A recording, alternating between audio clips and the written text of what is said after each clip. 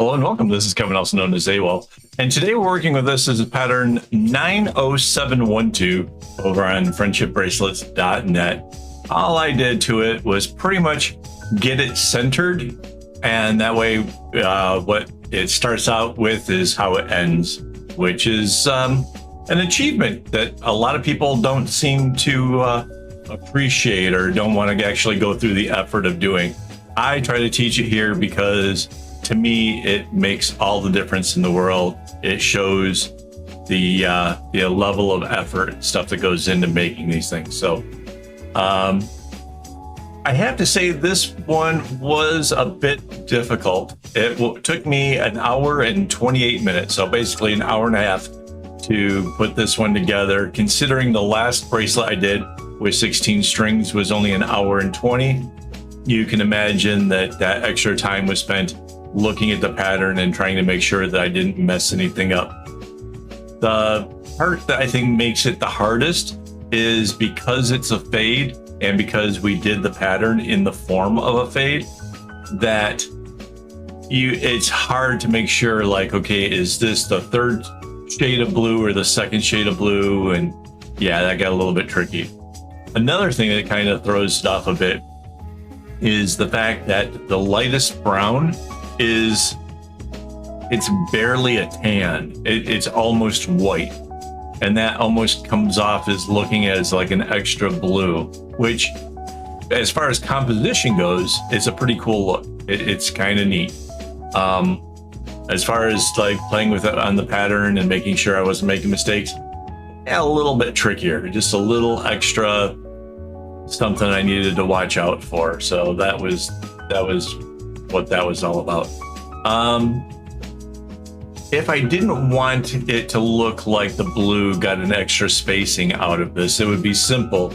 I could have just changed the orientation of the strings themselves. So I went from a light blue to dark, and then if I had gone, from light brown to dark, right? So then the darkest of the blues would have come up with the lightest of the browns. That would have been different, or just change up the orders is what I'm saying.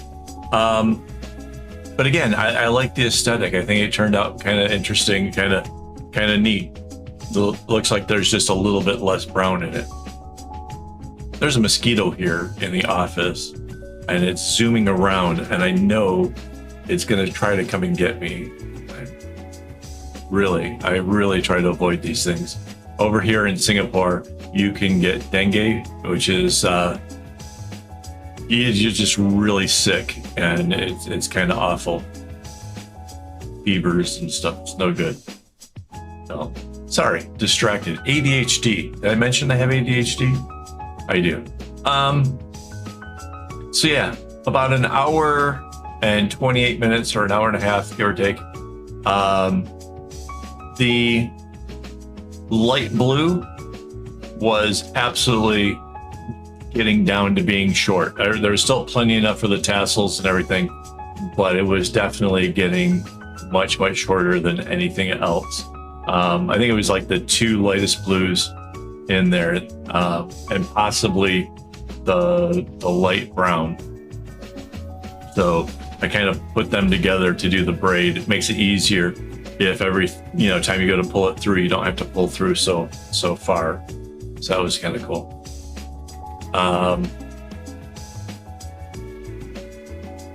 I did try experimenting with the different ways of segmenting this, and I'm not sure that there was necessarily a way of doing it that was definitely easier or anything else. You can kind of watch from the video, maybe even start it over and watch how I went about doing it. Sometimes it was really more about trying to make sure I wasn't making mistakes, trying to make sure that, like you might have noticed earlier, the light brown, it came together even though I could have made it one long straight row. And the whole reasoning there was I was just making sure I kept everything even and trying to avoid a careless mistake, because again, it's a fade. It's real easy to mistake the colors in the pattern and get it wrong. So yeah, it turned out okay. I didn't make any mistakes. That was good. It's a pretty bracelet. I do have to say, overall, the design of it's pretty. It doesn't use that much brown. I really contemplated before I started this. Is this going to be a blue bracelet or a brown bracelet? Like, which way do I want to run the colors? You know, which would make, you know, more sense. And I like what I chose, but now I'm kind of curious, you know, if it had been brown with just some blue hints in it, would that have been any better? And I think that's up to personal taste, honestly. Oh, you can see here, notice I didn't bring the other tan all the way in. I decided I was going to go for the long row, that, you know, I was more confident with the design overall, and I do the long row on this time.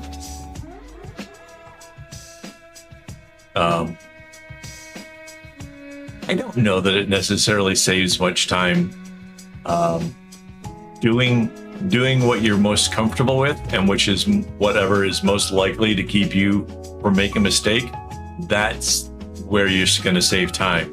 Long rows or trying to do little things to, you know, try to be faster. If it's only going to make you make a mistake, then it's just not worth it, honestly.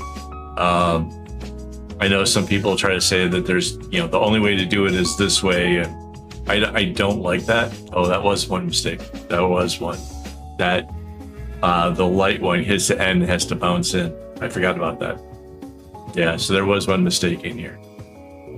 But still, considering the skill level needed for this one, which, by the way, not a beginner-friendly bracelet at all. There's a lot of zigzags going on, a lot of potential for mistakes. Yeah. Still, it's pretty. I mean, I know I've said that before, but it is. It's a good-looking bracelet. It's going to be striking on somebody's arm. Just the contrasts and stuff, the way it goes.